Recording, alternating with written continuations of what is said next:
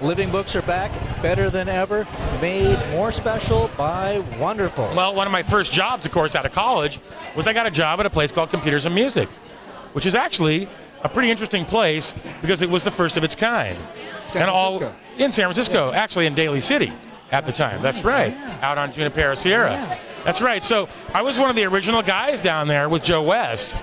And so we kind of pioneered a lot of the audio software that went into designing the sound that we would develop the sound for Living Books with. So, for example, we would get guys from DigiDesign or Opco Systems that would come up regularly, and they would hang out with us and ask us, well, what would you like to see in the next, a version of our software? And what do you need in order to build what you're building or make what you're making?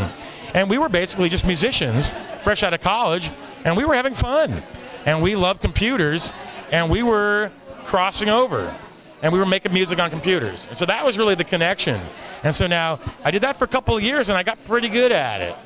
And, well, one thing led to another, and one of the girls that I had gone to college with, Janelle Atkinson, was working at Brøderbund, and she decided to tap my expertise in computer and music technology because they were basically trying to figure out how to do music production on computers. And so I said, okay, sounds like an interesting challenge. And so that was really what brought me up there, was my crossover with music and computers, which was really pretty serendipitous. I did not plan that at all. That's just pretty much my first job out of college. That's not a bad first job. Well, there you go. I thought it was very nice. I ended up programming a lot of sounds for synthesizers. The DX7 was coming out. Everybody was using sampling software and sampling keyboards. It was all new technology. So, for example, all the stuff that we take advantage now, we take for granted in GarageBand and Logic Audio. Hey, that was all brand new stuff back then. Harder to do back then. Oh, yeah, and it took quite a lot of ingenuity to get it to work. Now, the fun part with Living Books was that we were holed up in a very low overhead situation over on Paul Drive, basically a sweatshop situation, in the early 90s. And I was equipped with basically what? I don't even think I had a Mac 2 CI. I think they gave me a Mac. A Lisa? Something like that. It was so basic, I don't even know if I could use it.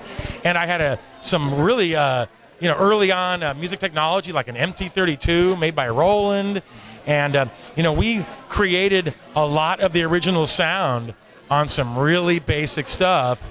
And we really spent a lot of our time not on the technology, but on the creative part. I can tell you that. And one of my best memories of working back then was that, Mark and I would sit a lot and we would talk about what we wanted, and we would do a lot of experimentation, and we didn't really worry about the technology.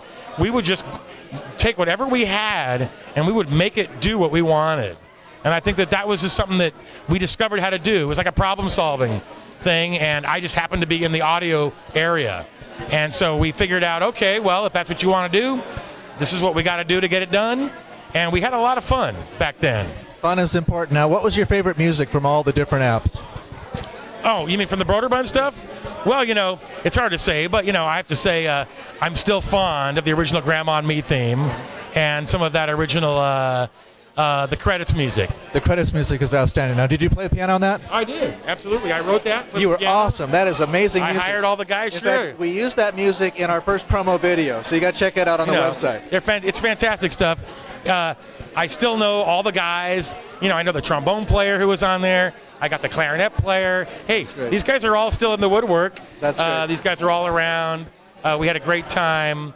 Let's face it, we had a dream, and it had something to do with the Peanuts theme, but we weren't sure quite exactly how that was going to fit in.